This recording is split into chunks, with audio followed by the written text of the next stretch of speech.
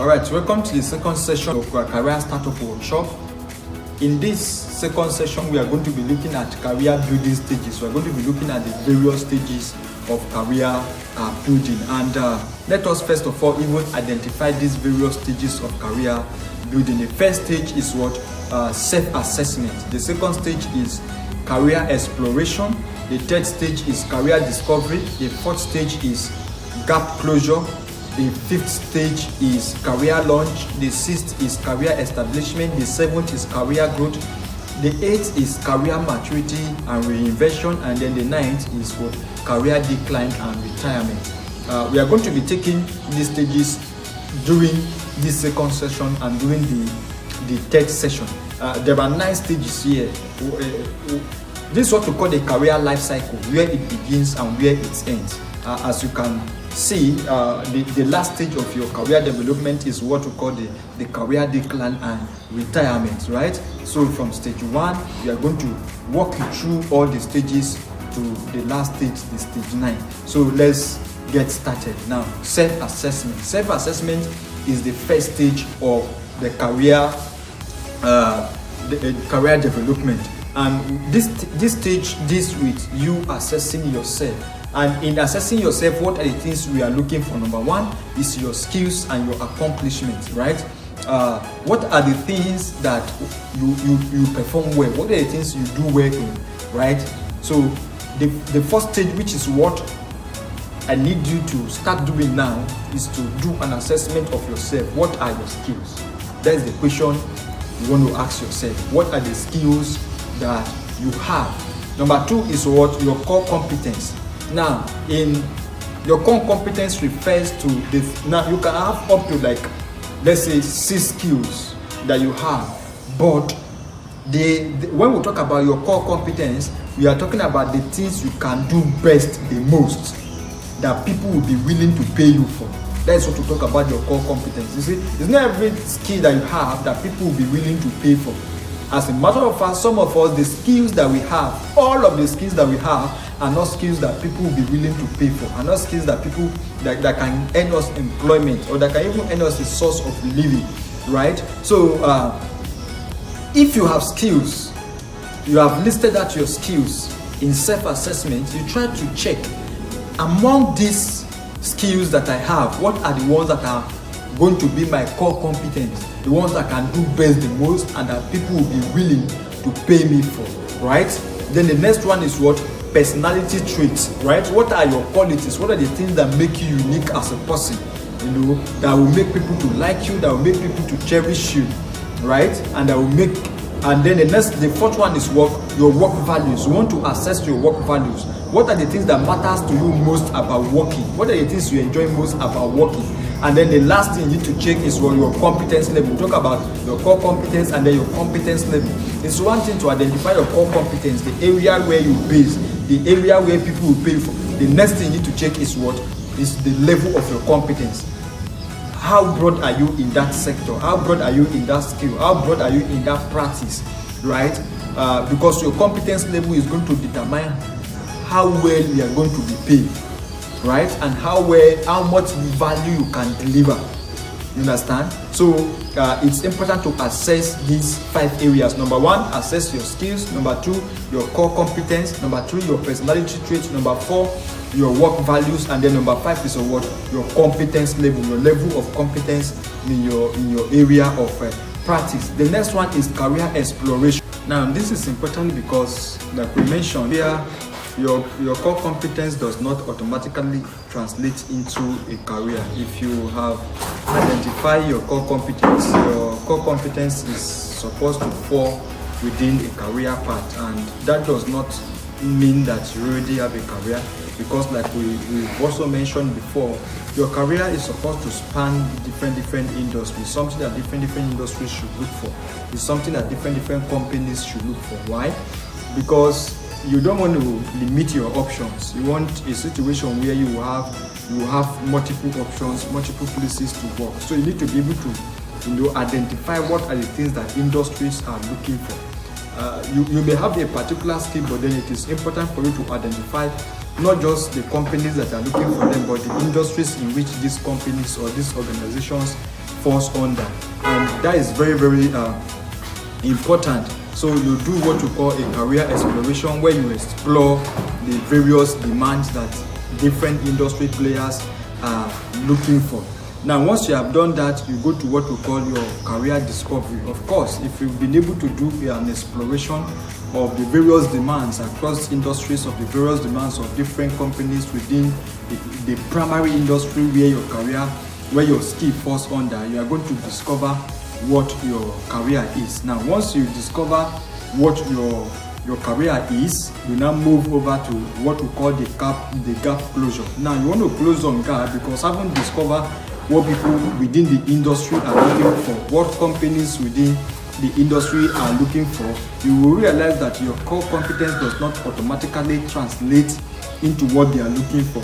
There will be something missing, there is something that you don't have, a certification you don't have, a training you don't have, an experience that you don't have. You now have to make up for these spaces, right? So in doing this, you want to eliminate excuses, especially when you are starting out on your first job, on your career path, and will be many challenges, many things to attend to, many demands. And what happens to a lot of people is that once they start working, they got locked up in their first job, that they don't have time to train, they don't have time to progress. And once you are stuck in that position where you don't have time to progress because you have several reasons why you cannot make further effort, you cannot make further trainings, you cannot get further certifications, you will realize that you are going to be stuck and you will not be able to build a career, right? Then you want to translate some of your talent into skills. Talent are natural abilities that you are born with. Skills are learned, right? There are some of your talent that are not supposed to remain as talent. They can be transformed into a skill. So you want to transform those talents into skills, right? Then the next one is what? Upskilling and reskilling. Upskilling talks about learning more on what you already know. And then reskilling means relearning what you have learned. There are some things, there are some machines, there are some softwares, there are some applications that involves the area of your operation that you can use. Those applications may go into extinction with new inventions or new technologies. So you have to relearn them, right? There are some of these applications that new ones will be invented, new ones will be introduced into the industry. You have to relearn. That is what we talk about, upskilling and reskilling. And then we talk about what? Attaining expertise. Very, very important. You have to become an expert at something. You don't want to be a jack of all trades and master of none. You want to be known for something. For what you are known for, you want to make sure that you are an expert for it. That they're not just known for it in name, but you are able to deliver some real value when it comes to playing out. Now, let us look at some of the differences between skill and talent, because the beginning of your expertise in any of your career, in any career path, is going to be dependent on these two things: skill and talent. Every human being has some form of skills, right? Both tangible and intangible skills. Tangible skills are skills that require some practical things, while intangible skills are skills that that are not really tangible. They are innate. They are things you can do as a person, whether it is in form of communication and all that, right? Now, a talent is, like I mentioned, is an innate ability that what someone is born with. You are born with your talent, but a skill is what? Is an acquired ability that is developed over time. Then number two is that there is effort that is required. You are not going to sit and then your talent will become skills, right? You need to make some effort. There are some effort that are required in transforming your talents into a skill, and that is very, very important, right? While talent does not require any so much effort, talent are things you can just do. Sometimes you are not even conscious while doing them because you have the talent to do them. But a skill, which is what people will be looking for, is something that requires time. It's something that you need to give in your time to be able to develop over a period of time. Then potential for growth, right? Your talent can give you a head start, but it doesn't have so much space for you to grow in it.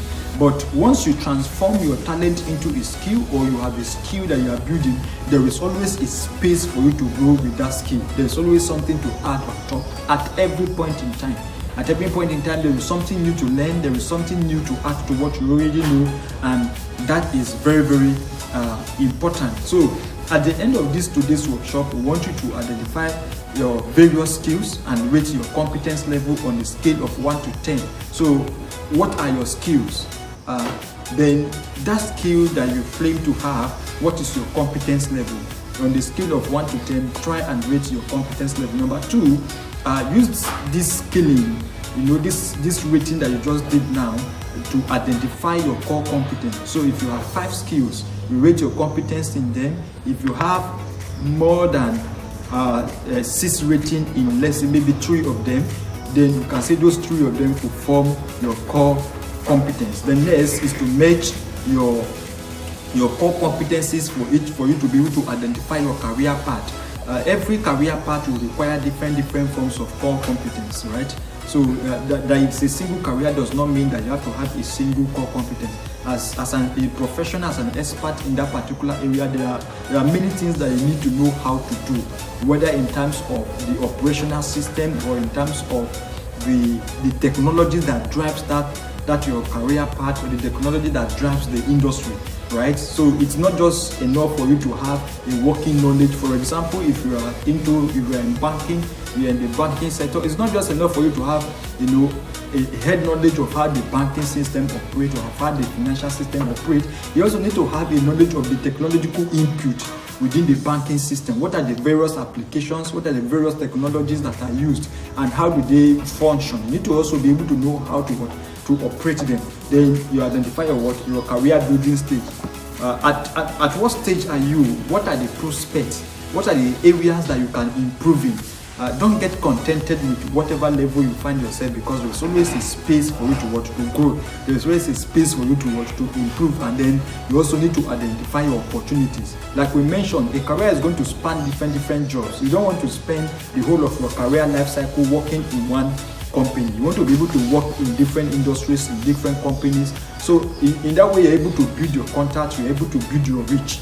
And financial well-being in your career path comes from being able to scale, being able to identify better opportunities. So for example, you take the banking industry, for example, you see bankers moving from bank to bank. Why are they moving from bank to bank? For better deals. So they are in bank A, they are in row 3, but bank B have offered them row 5 where they are going to earn more money. So they move to what?